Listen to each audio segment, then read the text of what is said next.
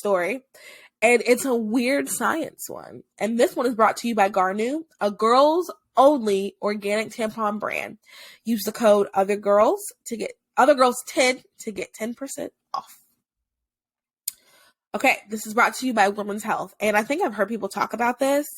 But I think this is something that we should be discussing. Okay, Women's Health Mag. Suggestion to use brainstem dead women's bodies for surrogate pregnancies sparks huge backlash. Here is what has been going on with the discussion. Colombia's Medical Association has apologized after being accused of endorsing a controversial idea that the bodies of brain stem dead women could be used to carry surrogate pregnancies, reports the Telegraph.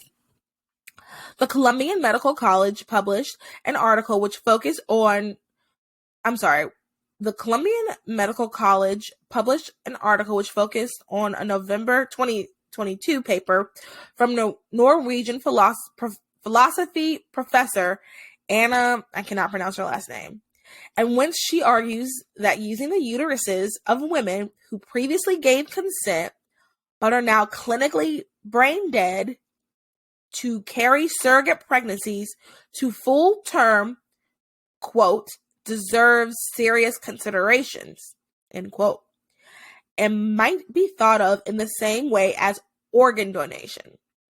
Where did this idea come from? Anna, who works for the University of Oslo, refers to this idea as, quote, whole body gestational donation, or WBGD, a concept first proposed by an Israeli researcher in 2000.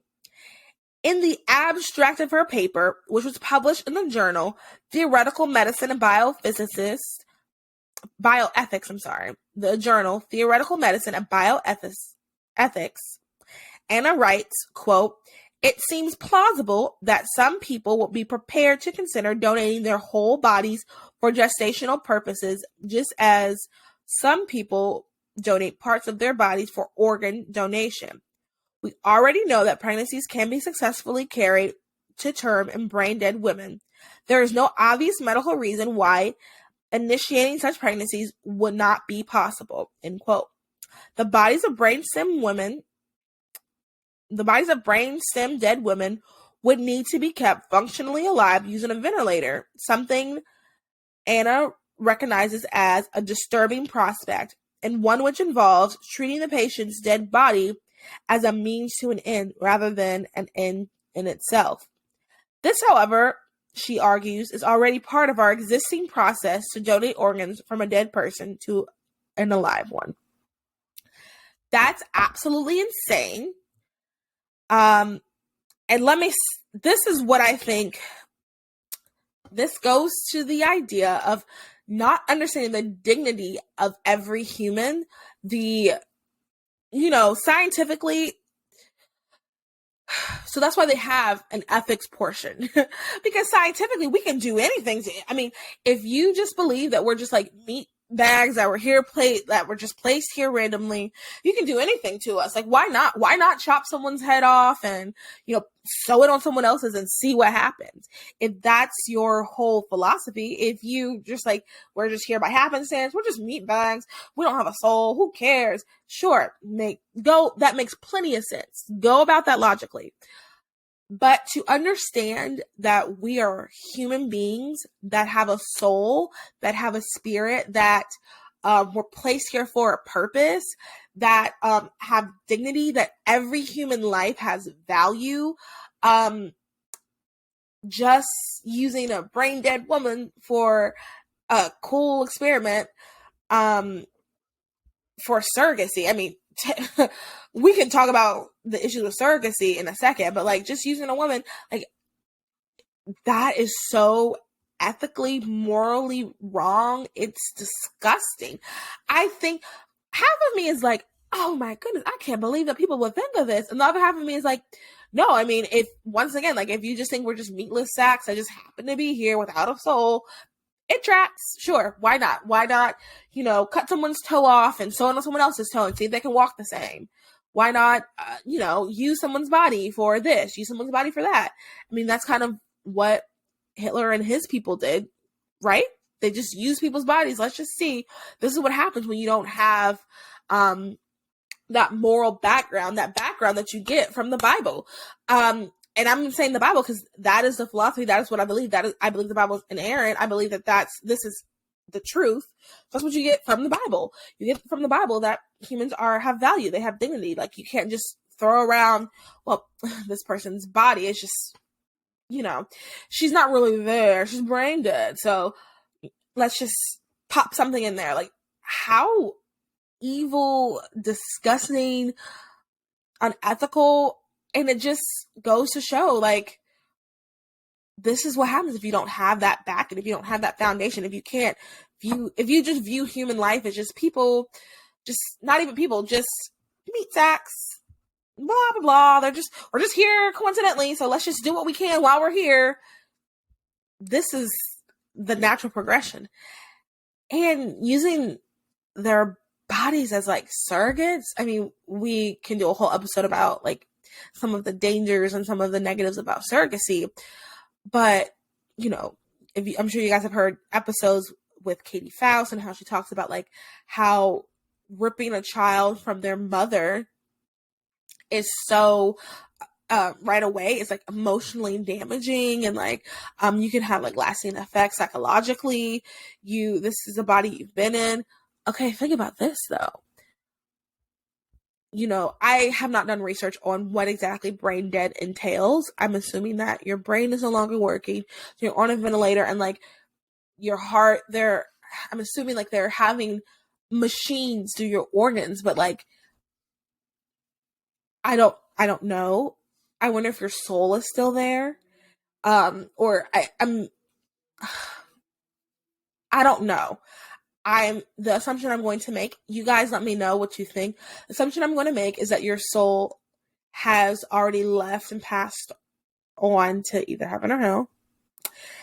And imagine a baby being born in a body without a soul, without like a motherly, tender pat, without like hearing your biological mother's voice, without like feeling, having that biological connection. That is insane. I don't know. Once again, I don't know enough about being brain dead, what all that entails. I'm not a medical person. But if you do, please comment below. Let me know. What do you think about that? If you do know, like, tell me, has someone's soul passed on? But I guess realistically, we don't know. And I wonder, well, no, that's if you're in a coma. I guess if you're brain dead, then that's it. If you're brain dead, I wonder, well, no, because you have a ventilator. I don't know. Anyway, you guys, that's crazy. And this, once again, goes back to the idea of like, it's so important for us, listen to the past episode with Katie from the organization Worth It. This goes to why every human is valuable, why we need to care about the dignity of all humans, which is why we have ethics, which I'm praying to God it doesn't get worse, but this is why all of this is so important. It's so crucial for us to be aware of that and for us to walk in that in our everyday life, for us to be able to care and show love to people in our everyday life in however way that is appropriate. I was going to give examples, can't think of an example right away, but in every way that is appropriate, giving love and care to someone, like showing people dignity. That is why the Bible is so essential. The Bible is such like, I'm putting up my phone like it's the Bible. I mean, there is the Bible on here, the Bible app. The Bible is so essential. I posted this on the Those Are the Girls page a couple days ago, by the time you hear this, about how the Bible can help against any human rights abuse.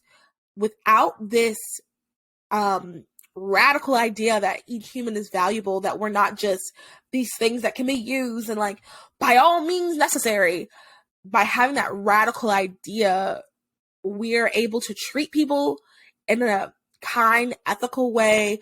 We are able to move forward. Okay, you know what? Maybe, actually, I can't think of a reason why. I was going to say maybe someone can't, get pregnant for whatever reason. I'm not going to get into that. But, like, there's alternatives to trying to figure, not even, this is just the thought that popped in my head. Do we even need to know this? Do we need to know if a baby can survive through a brain dead mother as a surrogate? What would be the purpose of knowing that? Do we need to know if someone's head sewed into another body, if it still works? What would be the purpose of knowing that? That doesn't help us. So, but we learn this, you're able to live this out with the backing of the Bible. So yeah, that's weird. You guys let me know. Do you think that this will be the question on the Spotify and the YouTube? Do you think that using brain dead women as surrogates is ethical? Is that a direction that, you know what? I think we can all say it's not ethical.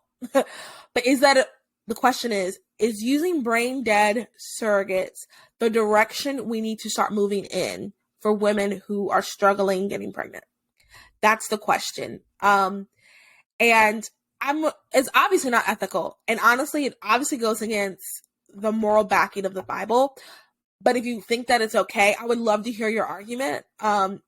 Not even trying to be cheeky or silly or funny. I would love to hear like why you would think that's okay. So comment below, answer this on the Spotify.